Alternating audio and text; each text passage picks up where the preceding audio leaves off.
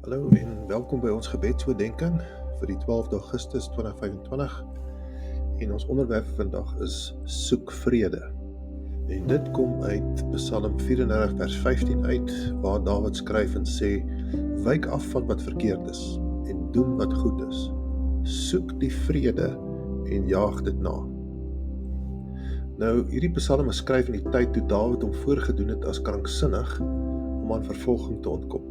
In die tyd daarna het hy hierdie Psalm aangebied, 'n lied van lof, dankbaarheid en aanbidding en verheerliking tot God. Hy dank die Here vir sy beskerming en vir die veilige toevlug. Nou dieselfde veilige toevlug wat ons in die Here se teenwoordigheid kan vind en waar ons sy vrede kan ervaar. In vers 15 sê hy: Wyk af van die kwaad en doen wat goed is. Soek vrede en jaag dit na. Dit gaan duidelik hier oor die vrede van God die Vader en nie die tydelike oppervlakkige vrede wat die wêreld ons bied nie.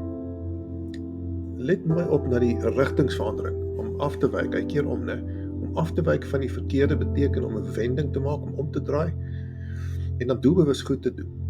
Eers soek ons die vrede en dan jaag ons dit na. As ons dit gekry het, as ons dit kry, dan jaag ons dit na. Nou die laaste deel van die vorige sin impliseer dat wanneer ons die vrede van die Here vind, kan ons nie nou gaan rus nie, ons kan nie gaan stil staan nie, ons beweeg saam met hom. Anders kan daardie vrede ons weer ontglip.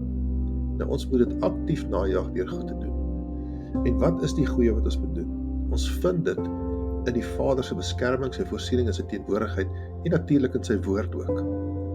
Maar dis waar ons dit vind, want dit is waar ons ook gehoorsaamheid leer aan sy beginsels en sy waardes.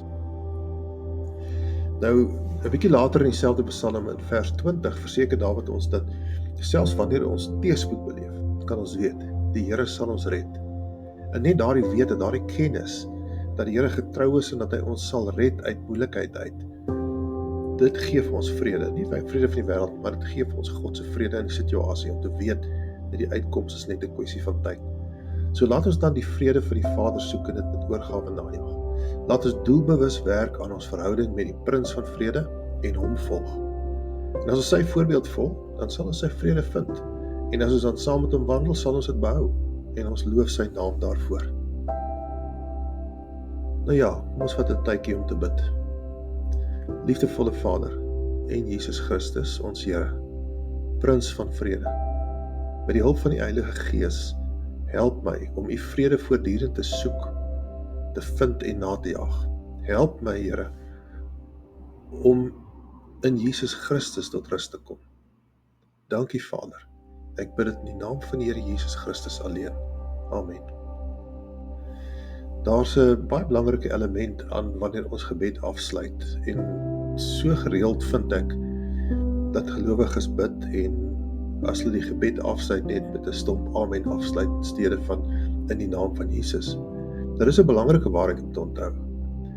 En ons vind dit in Johannes 14 en 16. Ons bid in Jesus se naam.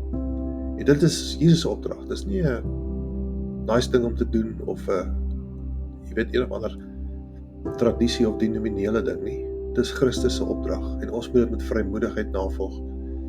In Johannes 14 vers 13 en 14 sê Jesus: En wat julle ook al in my naam mag vra, dit sal ek doen, sodat die Vader en die Seun in die Seun verheerlik kan word. En as julle iets in my naam vra, sal ek dit doen. Sien julle dit? Hy sê hierso 2 keer in hierdie vers, sê hy in my naam, in my naam. Dan die naam van die Here Jesus Christus dra die autoriteit. Nou, in Johannes 16 vers 23 en 24 sê hy, dis Jesus wat praat en hy sê, en in daardie dag sal julle my niks vra nie, voorwaar ek sê vir julle, alles wat julle die Vader sal vra in my naam, sal hy julle gee.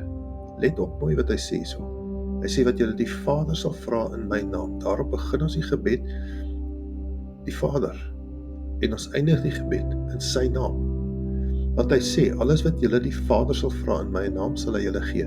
Tot nou toe het julle niks in my naam gevra nie. Bid en julle sal ontvang, sodat julle blydskap volkome kan wees. Wat bring vir ons meer vreugde en blydskap wanneer ons sien dat die Vader ons antwoord in ons gebede? So wanneer ons dit doen en ons eindig ons gebed in die naam van die Here Jesus Christus, dan maak ons onsself beskikbaar om ontvanklik te wees vir die beantwoording van ons gebede. moet dit hierdie nie vergeet nie en beoefen dit in jou gebed. Nou ja, voor ons groet, onthou asseblief om op die blog te registreer as jy die oordeenking daar lees, en as jy YouTube kyk, druk asseblief die like, subscribe en share knoppies, dan kan ons saam meer mense aanmoedig met die woord van die Here.